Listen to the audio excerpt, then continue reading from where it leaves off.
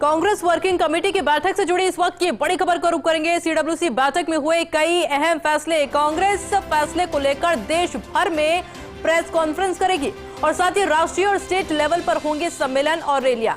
India गठबंधन के साथ मिलकर सम्मेलन करवाने की तैयारी कांग्रेस पार्टी के द्वारा की जा रही है। ये बड़ी खबर इस वक्त की कांग्रेस वर्किंग कमेटी से जुड़ी। सीडब्ल्यूसी बैठक में कई अहम फैसले किए गए हैं और कांग्रेस फैसले को लेकर देश भर में प्रेस वार्ता करेगी, प्रेस कॉन्फ्रेंस की जाएगी और साथ ही में राष्ट्रीय और स्टेट लेवल पर सम्मेलन और रैलियां भी कांग्रेस पार्टी के द्वारा की जाएगी। इंडिया गठबंधन के साथ मिलकर सम्मेलन करवाने की तैयारी भी अब कांग्रेस पार्टी के द्वारा की जा रही है। अब से कुछ देर पहले हमने आपको सीडब्ल्यूसी बैठक से जुड़ी तस्वीरें भी दिखाई थी और उसी बैठक के अंदर ये बड़े फैसले किए गए हैं। मेरे साथ सहयोगी दिनेश डांगी जुड़ चुके हैं। दिनेश, और क्या कुछ खास रहा इस बैठक में? देखिए, हमसे थोड़ी देर पहले ये बैठक समाप्त हुई है और काफी अहम बैठक हुई है। खासतौर से जातिगत जनगणना करवाने का जो केंद्र सरकार ने फैसला लिया है, तो जाहिर सी बात है कांग्रेस चाहती है कि राहुल गांधी के संघर्ष के चलते, उनकी लगातार मांग के चलते केंद्र सरकार बैकफुट पर आई। तो ऐसे में एक सामाजिक न्याय के योद्धा के रूप में किस तरह राहुल गांधी को देश भर में पेश किया जाए। जो आरक्षित वर्ग है, दलित है, खासतौर से ओबीसी वर्ग है, उनमें एक सियासी संदेश और मैसेज आए कि कांग्रेस पार्टी और राहुल गांधी ने आपकी आबादी के तहत आपको हिस्सेदारी देने के लिए ये लड़ाई लड़ी है, तो उसका क्रेडिट किस तरह लिया जाए, इस मुद्दे पर सियासी फायदा कैसे उठाया जाए, इस मकसद को लेकर कांग्रेस पार्टी ने इस बैठक में तय किया है कि देश भर के जो बड़े शहर है वहां पर कांग्रेस के दिग्गज नेता जाएंगे और प्रेस कॉन्फ्रेंस करके पब्लिक को मीडिया के जरिए ये बताएंगे कि किस तरह लगातार राहुल गांधी मांग कर रहे थे और क्या अब जातिगत जनगणना करवाने से फायदा होगा। साथ ही इसको लेकर राज्य और नेशनल लेवल पर सम्मेलन और रैलियां कराने का भी यहाँ पर फैसला किया गया है। बताया जा रहा है दिल्ली में एक बड़ी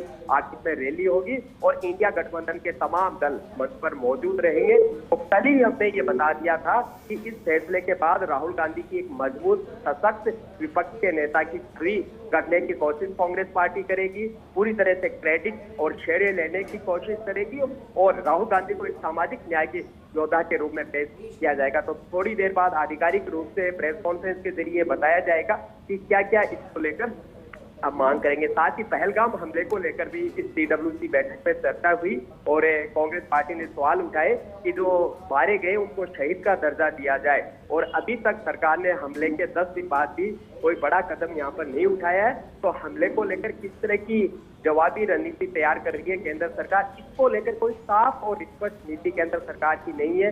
ये भी कांग्रेस अध्यक्ष खड़गे ने अपने संबोधन में आरोप लगाया। तो जाहिर सी बात है आने वाले जो भी राज्यों में चुनाव होंगे, अगले साल 6 राज्यों में चुनाव है, इस साल बिहार में चुनाव और फिर जब लोकसभा के चुनाव होंगे तो कांग्रेस इस मुद्दे को आगे भी लेकर चलेगी और पूरी तरह से आरक्षित वर्ग को लुभाने की कोशिश करेगी। साथ ही 2 नई मांग और रख दी गई है कि जो आरक्षण की 50% की लिमिट है, सीलिंग है, उसको हटाया जाए और निजी शिक्षण संस्थानों में भी जो आरक्षण की व्यवस्था है वो लागू यहाँ पर की जाए। तो कांग्रेस अब संचार बचाओ, जातिगत जनगणना और आरक्षित वर्ग की समस्याओं के इर्द गिर्द ही आगे की फ्यूचर की अपनी राजनीति करेगी, इन्हीं मसलों पर आगे बैठेगी। क्योंकि कांग्रेस पार्टी को लगता है कि अगर दलित, आदिवासी, एससी, एसटी, अल्पसंख्यक, मुस्लिम और ओबीसी वर्ग अगर कांग्रेस के पाले में आते हैं, कांग्रेस के साथ भरोसा जताते हैं, तो एक बार फिर कांग्रेस पार्टी जिंदा हो सकती है। तो इसको सियासी रूप से बुलाने में जुट गई है ताकि कांग्रेस पार्टी को वापस जिंदा किया जाए राजनीतिक रूप से।